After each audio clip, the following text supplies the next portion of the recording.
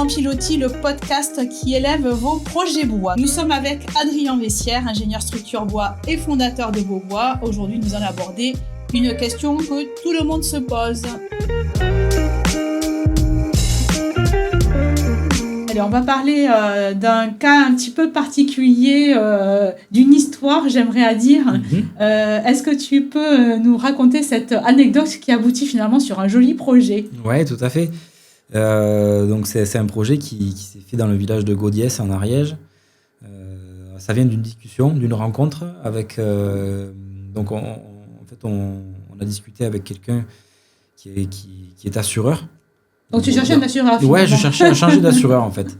Je cherchais sans chercher. C'est quelqu'un que j'ai rencontré, qui m'a dit qu'il était assureur. On a parlé de ma problématique au niveau de la décennale, des budgets que ça représente. Classique, voilà. Des professionnels. On a ce travail-là à faire aussi, nous, d'optimisation, de réduction des coûts fixes, tout en gardant la qualité. C'est une assurance française. Et donc, on a cette discussion au niveau de nos process, de comment on travaille.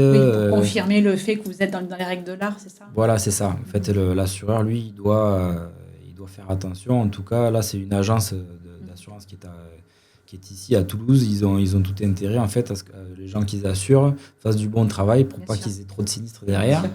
Donc, elle, en tout cas... Tu lui expliques tout ça. Ouais, j'explique tout ça, en fait. Elle nous fait une étude détaillée. J'explique un peu ce dont on a parlé pendant ce podcast. Elle me demande aussi les diplômes, les références. Et là, tu la vois changer et je la vois un petit peu changer de regard à la fin de la discussion. Elle me dit, écoute, moi, j'ai un problème chez moi. Il faut que tu viennes voir.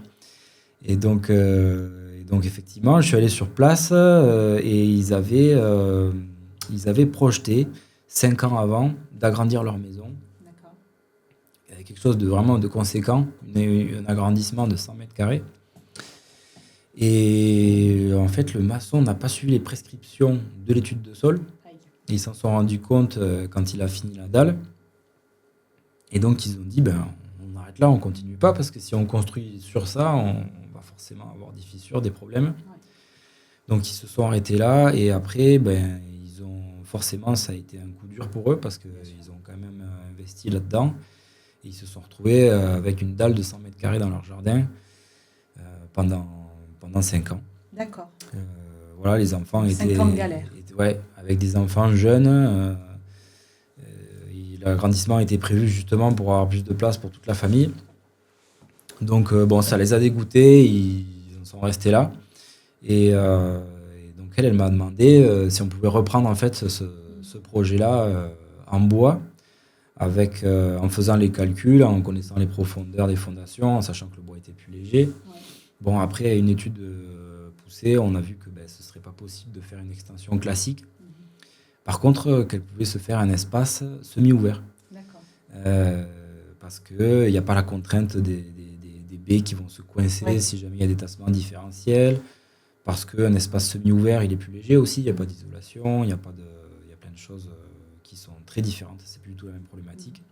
Et donc, ils se sont fait un très grand espace semi-ouvert où ils passent vraiment beaucoup de temps, avec une plage d'utilisation dans l'année très importante.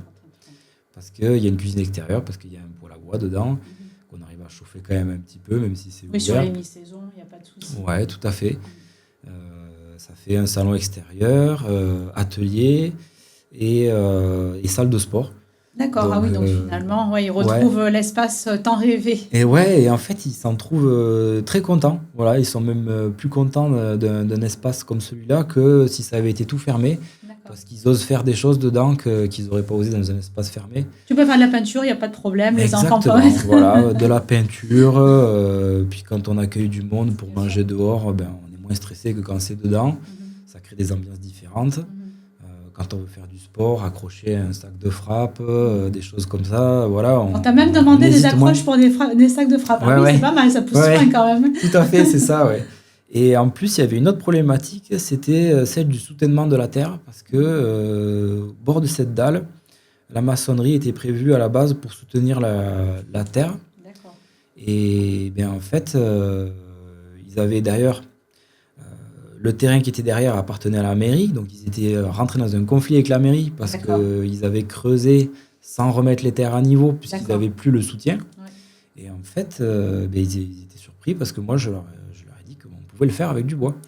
Et c'est ce qu'on a fait. On a D'accord. fait donc un espace semi-ouvert avec tout un mur porteur en bois avec des jambes de force qui permettent de retenir la terre.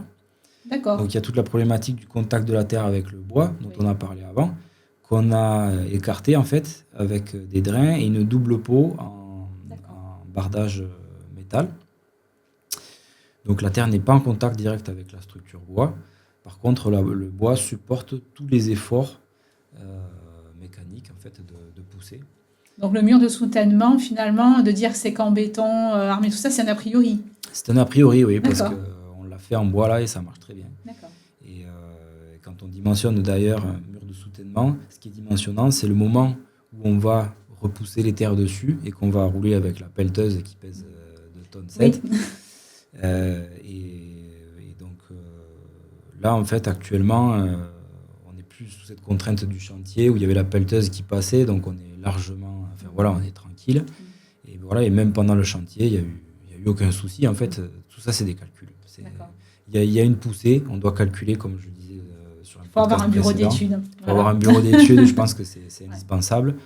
On calcule les masses qui sont appliquées, les efforts, et on met en réponse une structure qui est capable de le faire. Donc finalement, tu as amené une double réponse. La réponse à la problématique de la dalle qui était inutilisable telle qu'elle et pour lequel tu as amené du bois avec une articulation particulière pour respecter tout ce qui est poids. Et une deuxième problématique liée au terrain et mur de soutènement où ils étaient coincés. Finalement, Voilà. tu leur as enlevé 2 épines du pied, pas qu'une. J'ai enlevé 2 épines du pied. Ouais, c'est vrai qu'on aime bien faire ça, enlever les épines du pied. C'est important Pourtant, d'avoir... oui, mais parce que le bois n'a pas d'écharde quand il est bien traité. Il faut écouter tous les podcasts. Oui, c'est ça, ouais, tout à fait. Très bien. Merci beaucoup. Merci, avec plaisir.